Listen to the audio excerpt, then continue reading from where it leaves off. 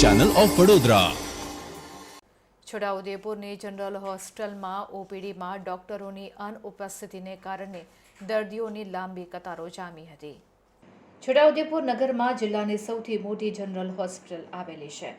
અહીંયા આદિવાસી તેમજ ગરીબ પ્રજા સારવાર અર્થે આવતા હોય છે। આરોગ્ય સુવિધાઓના અભાવે આજે પણ ગરીબ દર્દીઓએ હાલાકી ભોગવવી પડે છે।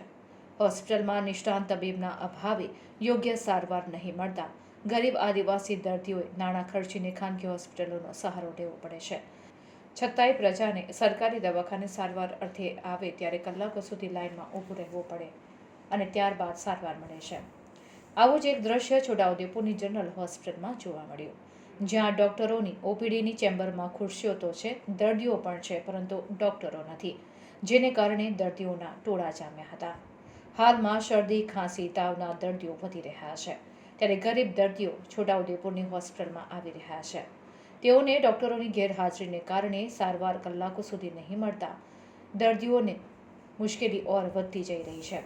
ત્યારે સંબંધિત વિભાગ દ્વારા યોગ્ય કાર્યવાહી કરવામાં આવે અને જિલ્લાની ગરીબ પ્રજાને સરળતાથી આરોગ્ય સુવિધાઓ મળી રહે તેવી લોકમાંગ ઉઠી છે।